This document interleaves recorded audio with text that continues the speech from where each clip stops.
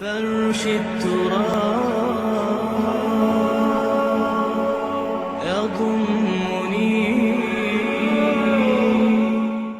کسی شخص کو تکلیف میں دیکھ کر اگر آپ کا دل پسیجتا نہیں ہے، آپ کے دل میں رقیق کسے کہتے ہیں؟ پتلا، رقیق مادہ پتلا، رقت قلب، دل میں نرمی پیدا ہو جائے.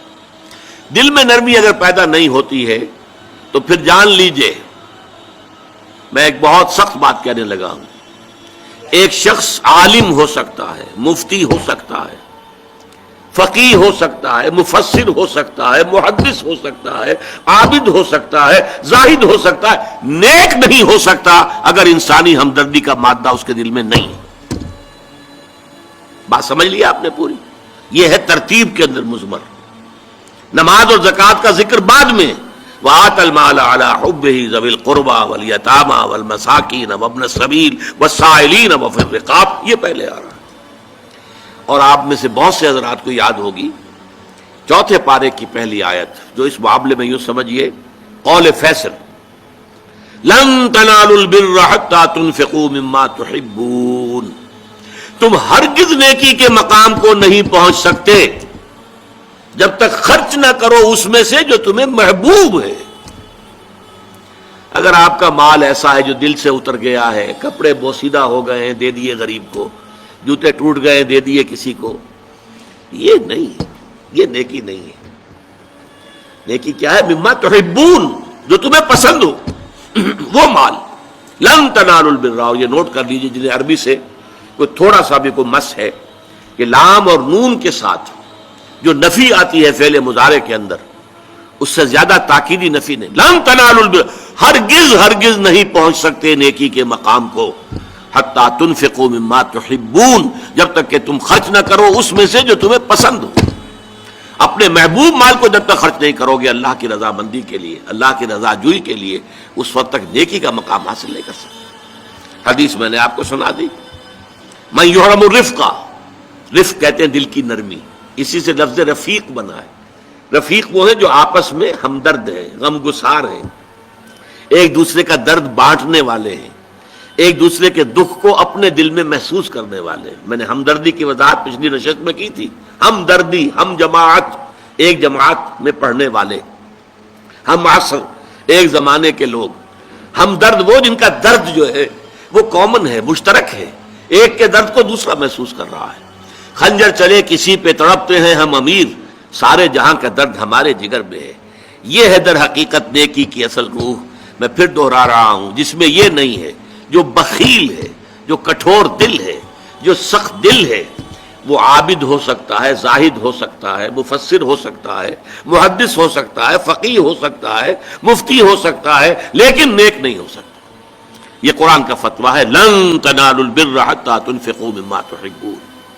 پھر اس میں ایک بات اور نوٹ کیجئے، اس میں ترتیب بھی لازمی ہے.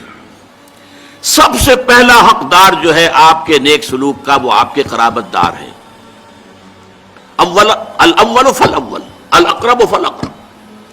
ہمیشہ قرآن مجید میں سب سے پہلے ذی القربى، وآت ذی القربى حقہ والمسکین وابن السبیل ولا تبذر تبذیرا. یہ بھی ہمارے منتخب نصاب کی آیت ہے سورہ بنی اسرائیل کی. اور تم حق ادا کرو جو ذی القربى ہیں، قرابت دار ہیں، رشتہ دار ہیں. یہ خاص طور پر بات کیوں کہی جاتی ہے؟ عام طور پر قرابت داروں میں، قریبی رشتہ داروں میں شکر رنجیاں ہوتی ہیں. اب فلاں جو ہے، فرض کیجئے کہ کوئی چھوٹا بھائی فوت ہو گیا یا بڑا بھائی فوت ہو گیا، اور دوسرا بھائی جو ہے اچھا ہے، جو فوت شدہ بھائی ہے اس کے حالات اب خراب ہیں، بیوہ ہے، بچے ہیں، کوئی ذریعہ معاش نہیں ہے، اور یہ شخص جو ہے وہ صاحب ثروت ہے، صاحب دولت ہے. یہ اوروں کو تو خیرات دے گا، اپنے یتیم بھانجا اور بتیروں کو نہیں دے گا. کیوں؟ انہوں نے یہ کیا تھا، انہوں نے یہ کیا تھا، انہوں نے فلاں وقت یہ کہہ دیا تھا، وہ بھابھی نے فلاں وقت جو ہے میرے ساتھ یہ معاملہ کیا تھا. اس حوالے سے شکر رنجیوں کی وجہ سے ان کو چھوڑ کر دور دراز جا کر ریوڑیاں بانٹی جائیں گی، لیکن جو اصل حقدار ہیں ان کو چھوڑ دیا جائے. اس کا تجزیہ کیجئے. اس کا مطلب ہے یہ اللہ کے لیے نہیں دیا جا رہا. اگر اللہ کا جذبہ ہو اللہ کو راضی کرنا، تو پھر تو دیکھو کہ اللہ نے سب سے پہلا حقدار کس کو بنایا؟ پھر تو دیکھنا ہوگا ترتیب اللہ کی. اللہ کی ترتیب میں تو آت المال علی حبہ ذوی القربى، ذوی القربى سب سے پہلے ہے، اس کے بعد یتامى ہیں، مساکین ہیں، وابن السبیل ہیں، والسائلین ہیں، وفی الرقاب ہیں، لیکن اولین جو ہیں ذوی القربى ہیں. حدیث آتی ہے کہ حضور نے فرمایا من احب للہ وابغض للہ واعطى للہ ومنع للہ فقد استقبل الایمان.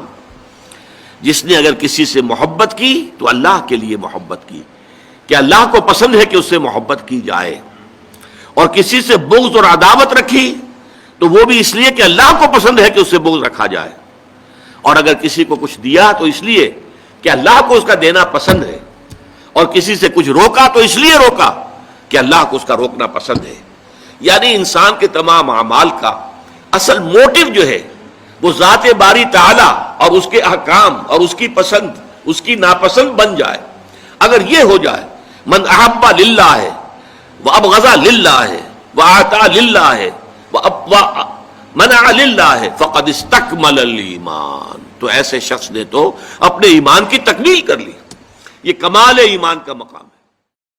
وتعلو همتي دوما وتسبق خطوتي الأزمان، فوقتي لا أضيعه بما يفضي إلى الخسران، وكفي لا يفارقها أداء البر والإحسان، ولا تدري شمالي عن يميني إنه الكل